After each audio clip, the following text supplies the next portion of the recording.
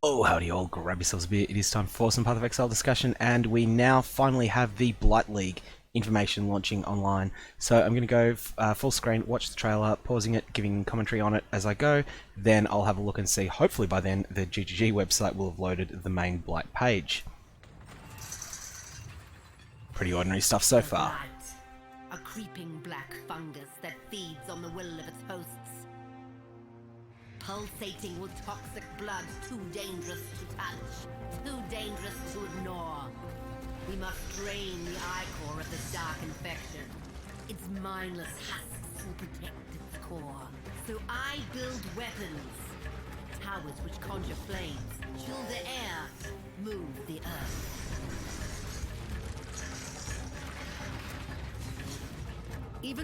Okay, so this is looking like a puzzle theme, or maybe puzzle slash tower defense type theme so far, that will be built into the game. It looks like it seems fairly seamlessly integrated. It'll be interesting to see how this works out. It looks like there's going to be a lot of making very fast decisions going to be coming up in here. So, I need your might.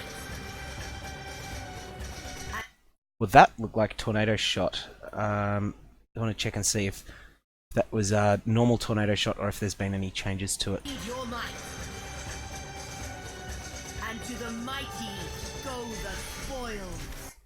Okay, so there's a couple of things that are just basically the same rewards scheme as Legion. The source Sepia oil is something new, obviously. of this blight is out there. Its black tendrils reaching for us. We will seek it out and purge it.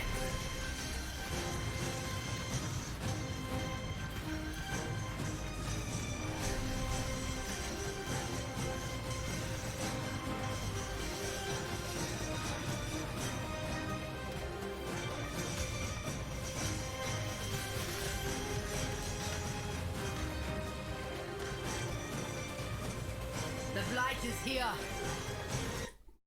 I don't recognise that icon there, so that looks like it's something new. There's always little hidden Easter eggs, and I will miss a bunch of them. And we are the cure. Alright, this looks interesting. You get a hybrid of Abyss and Legion feel so far, but with a few unique tactical things. Like I think those tower defense elements that are being put in there will be somewhat different. And as I say, there'll be a lot of fast decision to be made. I think that this seems like it may actually be a league that works better in multiplayer, although we'll have to tell when we see it, because I'm assuming that you'll find one of these blights in each of the areas that you go into, and then you'll be able to, put down. If you're playing by yourself, you'll be able to put down a couple of these towers to frustrate enemies that are trying to get to critical points, while you then go and clean up others. But if you're playing in a group, I assume that you'll be able to leave one player station in each spot. In the Blight League, Sister Cassia is trying to stop the spread of the mind-controlling blight by destroying fungal growths. When attacked, the blight commands infected monsters to defend it. The monsters mindlessly follow the blight's tendrils, only attacking foes directly in their path. The infected are unusually tough, so you'll need to build defensive towers to exploit each monster's specific weaknesses. For each tendril Specific weaknesses is interesting. lane you defend, a chest will appear with your rewards. These rewards can include oils, which Sister Cassia... That I need to have a look and see what that oil was. I missed the mouse. include oil. Just try and get that again. The lane you defend, a chest will appear with your rewards. These rewards can include oil. It just says, can be combined with other oils to enchant rings, amulets, or modify blighted maps. Blighted maps, that's an interesting one. Oils, which Sister Cassia can combine together to enchant certain items. Allocates quick step. Okay, so it's not quite a way of no, that's an enchantment. That's like a labyrinth enchant. That's interesting. Champion of the Cause. Champion of the Cause. Champion of the Cause is a. I feel like it's a champion node, but I'm not confident that I'm right. Blighted maps contain larger pockets of infection. Claims these for rewards, including unique items which can be enchanted with notable passive skills. Oh, that's In cool. Path of Exile Blight, we also have a focus on giving you more control over when you run side content. This would be really interesting. Having, like, I know that there's some talk that there's going to be changes to Nico, and we're going to have a look at this, but it's going to be absolutely transformative of leveling your second character in a league if you can use Nico to do it. Master missions now stack for later if you don't run them immediately.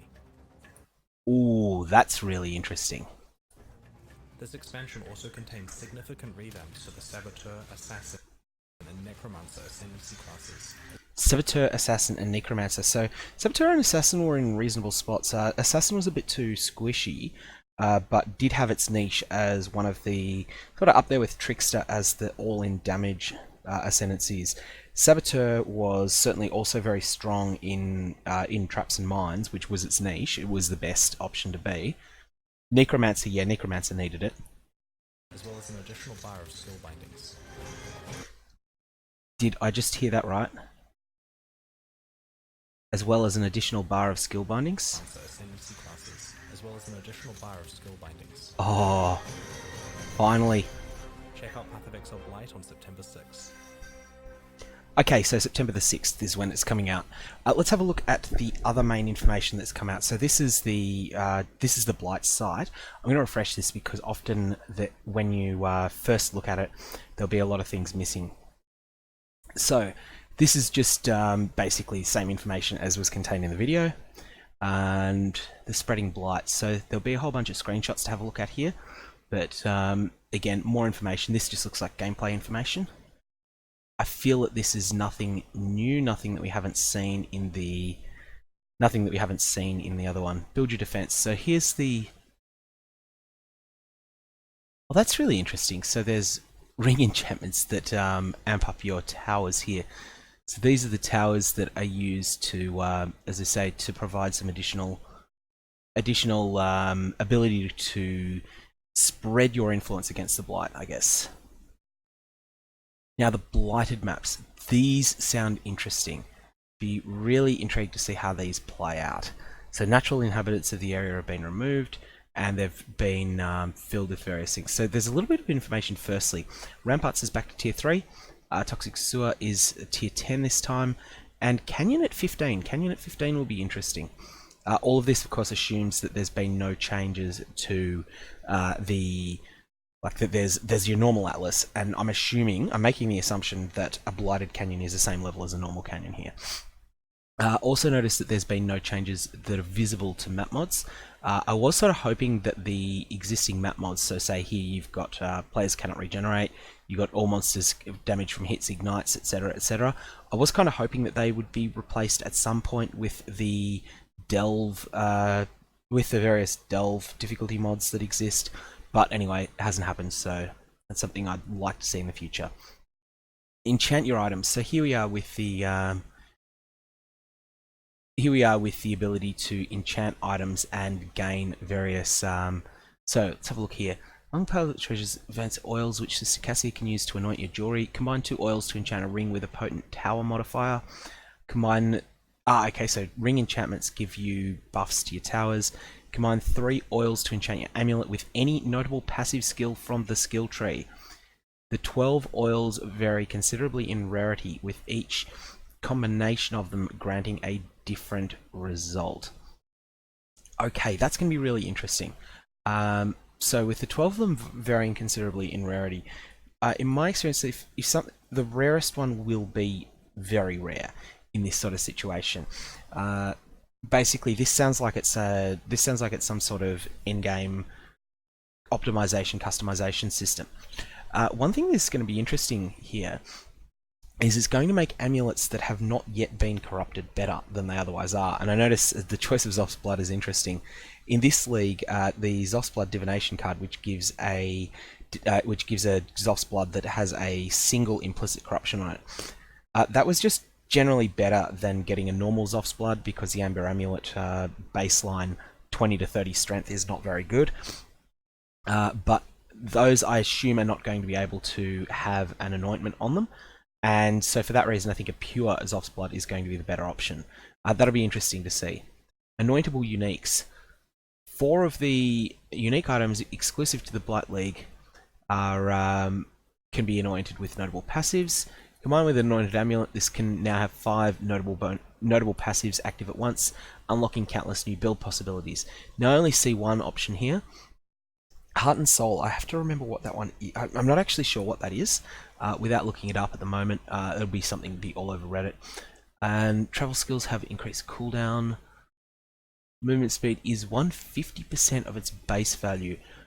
I don't think this is actually any good at all. I think that, as much as that sounds like a buff, 150% of base value is, I think that's actually a nerf to most characters.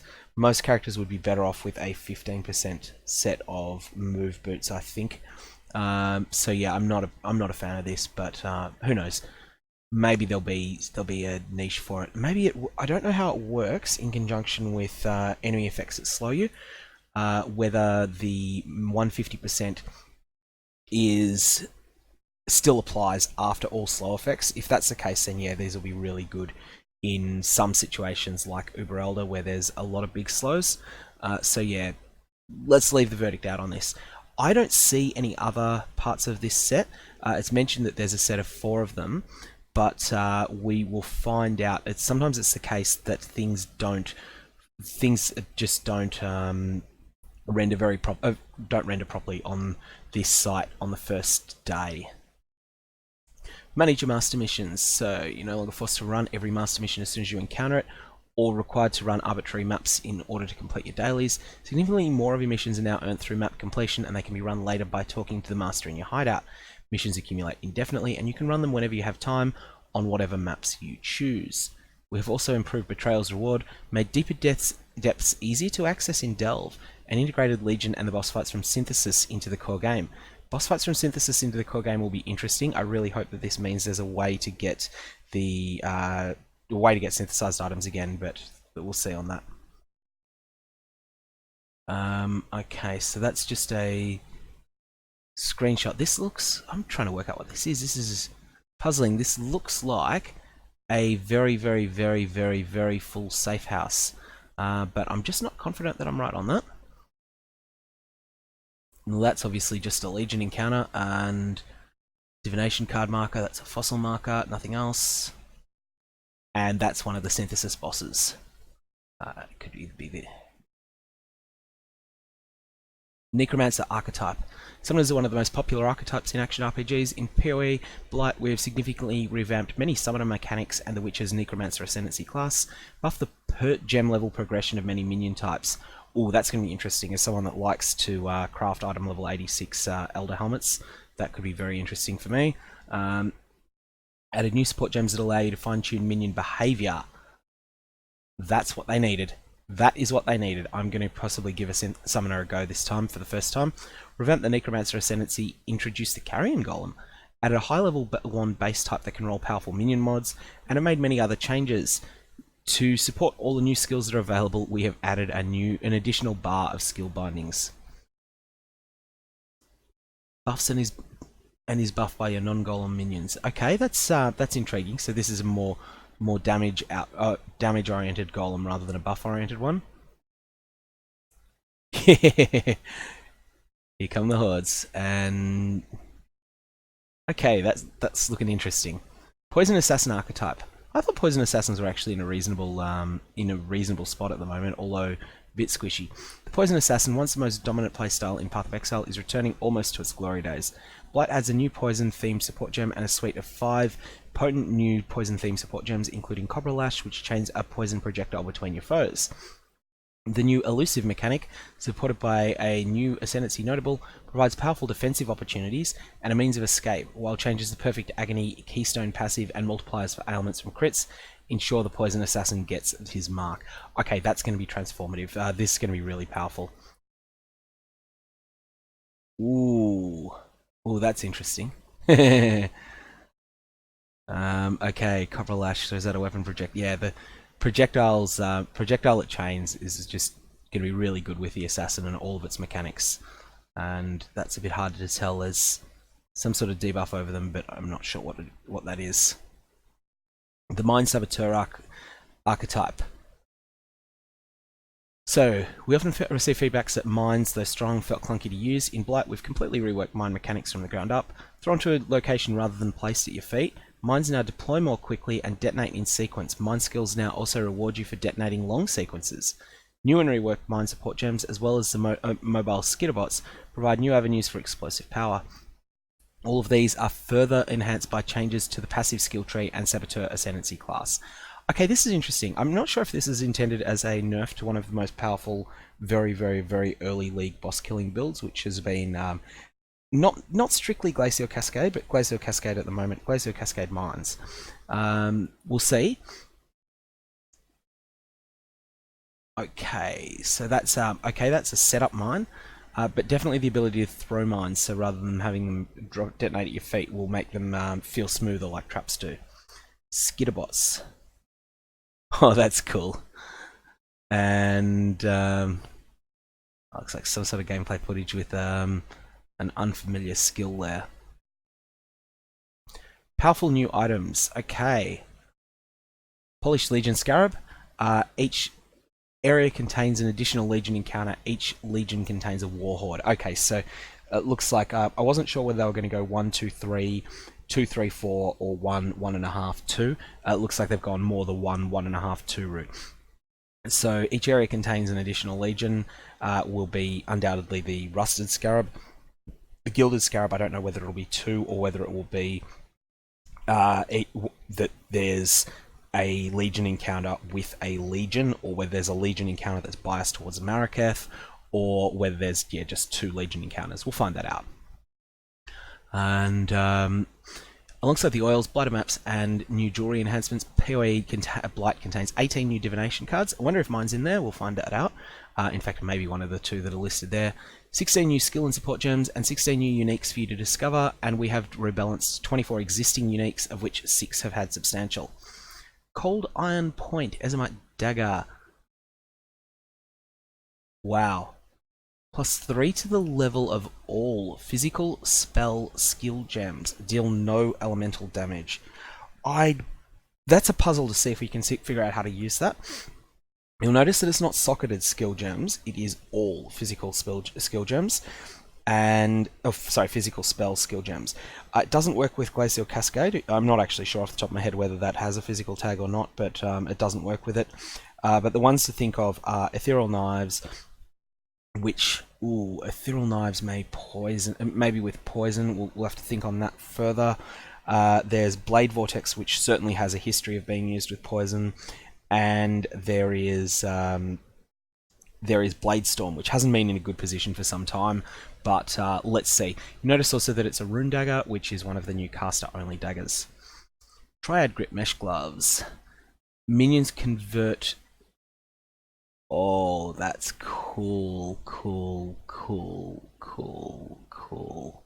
So, minions convert 25% of physical to something else per red, green, blue, or white socket. Also have a chance to freeze, shock, and ignite. I'm really trying to work out how to use this best. Chaos damage is what monsters are most susceptible to, so converting it all to chaos, which requires a Temple of Atzoatl corruption on this item, and only has a 1 in 4 chance of coming up, that's an option. I don't think it's the only option, and I think there'll be a lot of experimenting with it. Badge of the Brotherhood, Turquoise Amulet. Oh, Call of the Brotherhood, of course, being the conversion unique. Okay, increase cooldown recovery skill of travel skills per frenzy charge, 8% increased effect of elusive per power charge, chance to lose a frenzy charge when you use a travel skill, you lose a power charge when you gain elusive, and your... Okay, this is one that's... Your maximum frenzy charges is equal to your maximum power charges. That's an exceedingly powerful line. However, there's a number of... This is going to be difficult to use. I'm sure there's going to be a powerful use of this. I don't see it yet. Yep, I thought this would be a divination card that would come along at some point. A faded unique item.